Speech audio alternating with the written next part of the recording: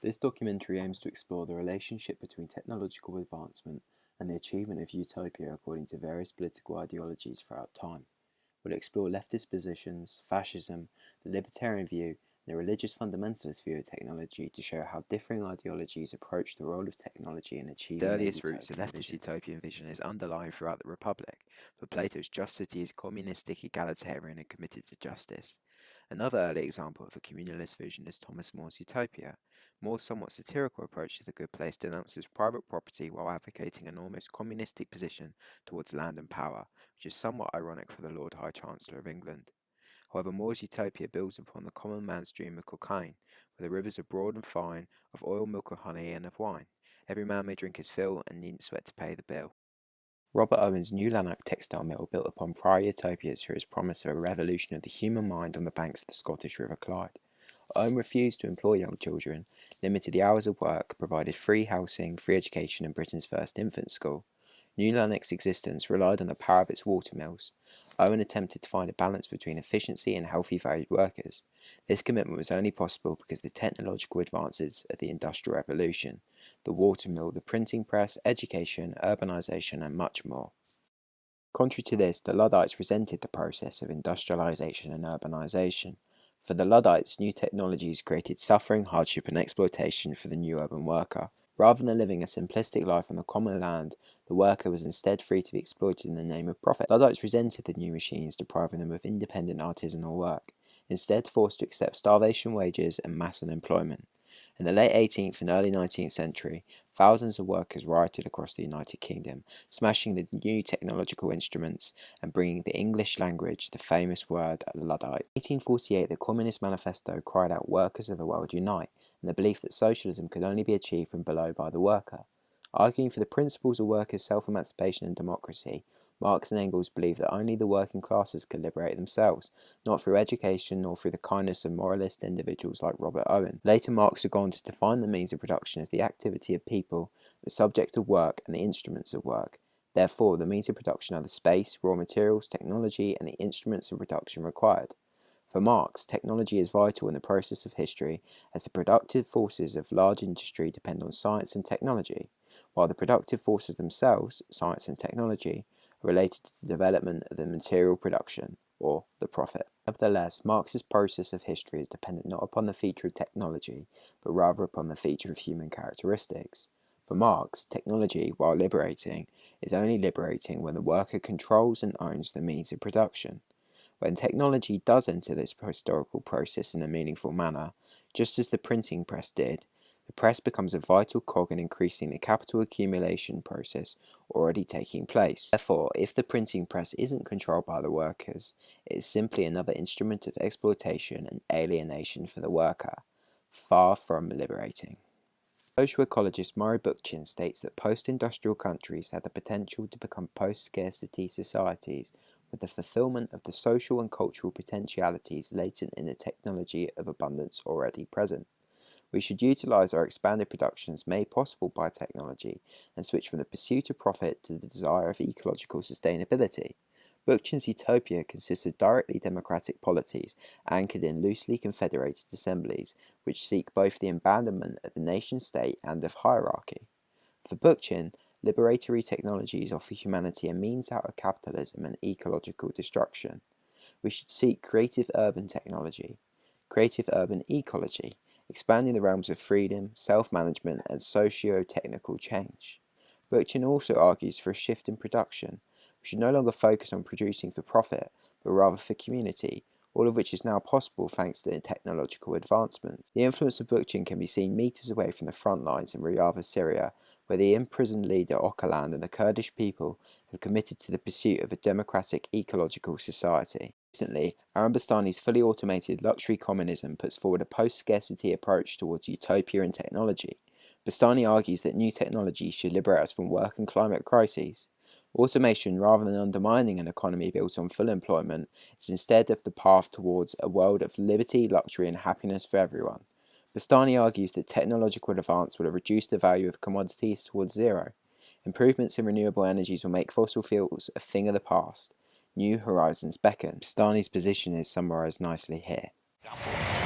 Do you intend to abolish first-class rail travel, as some reports have been... No, we will abolish second-class rail travel. I think all people are first class. Don't you? A bit more round this way, please. The term fascism is derived from the Italian word fascismo, which defines as bundles of sticks. This creates an image of togetherness and coincides with the need to group and prioritize the need of the nation first and foremost.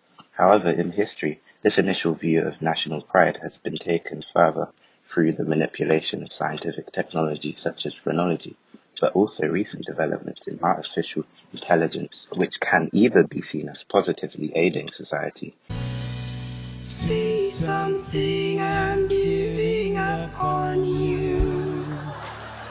or creating an issue where harmful ideological sentiments are encoded into automated systems. All of this has been used to achieve a certain utopia, which differs depending on the context. Contextually, the study of phrenology has its roots in the 19th century European thought that has drawn a monopoly of power and knowledge as it is seen as the known hub of technological discovery. In addition, the idea that European superiority over the lesser races created a scientific justification for anti-Semitic and racist actions, specifically in Nazi Germany.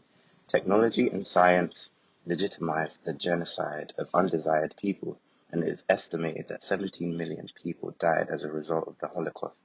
And this was all to purify a society to fit the goals and needs of the ethnically German,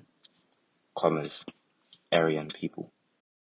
Fundamentalism, by definition, is a non-secular political and philosophical ideology describing the strict adherence and literal interpretation to and of religious scripture, predominantly in those of Protestant Christianity, Buddhism, Hinduism, Judaism, Islam, among others. Whereas the concept of utopia generally dispels dystopia. In apocalyptic thought, dystopia such as hell, Armageddon, and tribulation are generally presented as an imperative that must precede any form of utopia, such as heaven or paradise, in religious fundamentalism. Fundamentalist dystopia is that which would be described as a totalitarian regime featuring two figures in positions of total power. One common correlation in religious fundamentalism regarding utopian dystopia is that of the expectation of a messiah utopia or and an anti-messiah dystopia. For instance, Christianity has Christ as the messiah, the antichrist as the anti-messiah.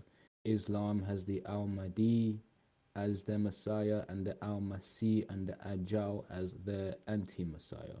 Buddhism also has messiah and utopian connotations in the awaiting of the matriarch, the enlightened figure, as well as Hinduism with the Kalki.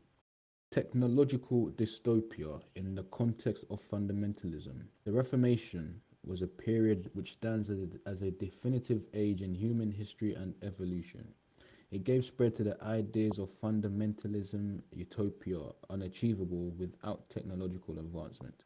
For instance, the invention of the technological printing press in the 16th century served as the first form of mass media and stood at the heart of the Reformation movement. The revolutionary program came to rest in an established religion, such as the pamphlets of church ordinance, whilst new Protestant institutions persisted.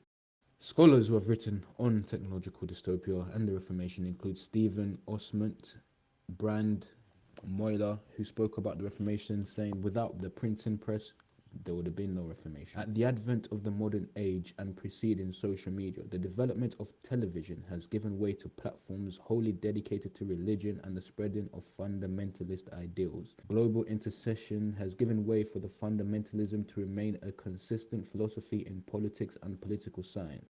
Many major popes, imams, the Dalai Lama, among other spiritual figures, hold reverence among many governments and world leaders today as spiritually enlightened figures and authorities of counsel. Libertarians view the internet as the technological evolution of the telephone, which in itself is a technological evolution of the telegraph. The telegraph itself is an evolution of postal carriers, who themselves represent the evolution of the private courier. For libertarians, all technologies that allow individuals to communicate with one another at a distance, whether on one side of the world or as another, acts as a key means towards the path of liberty.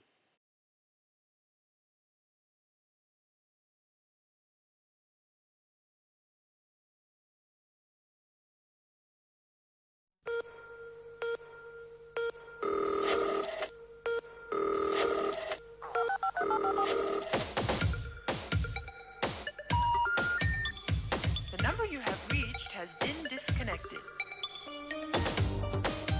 Technology allows us to define and expand what individuals can do, which Isle defined as that which defines the practical boundaries of an individual's liberty. For Isle, technological advance can expand the scope of these boundaries, as technology is often liberty enhancing. In memory, the creation of Bitcoin represented potential liberation for many, many libertarians. How does Bitcoin? Bitcoin is a breakthrough in information theory that allows, without reference to trusted third parties, people outside the internet, to conduct provable transactions, time-stamped transactions that can't be changed. And can't be faked, can't be changed, can't be duplicated, so can't be... Bitcoin is the currency the internet deserves. It's the currency the internet deserves and needs. And a way we have... And I think that velocity rules, and velocity means we can rule, that Bitcoin as currency on the internet, peer-to-peer, managed by the participants in it, is the perfect libertarian solution to the money enigma. You have been, a proselytizer for the idea that we've, continually, at least in 20th century terms, have gone from a totalitarian or a hierarchical society to a heterarchical society. That's right. So Bitcoin is kind of like one of the it's the ultimate, and a kind of Milton Friedman wet dream.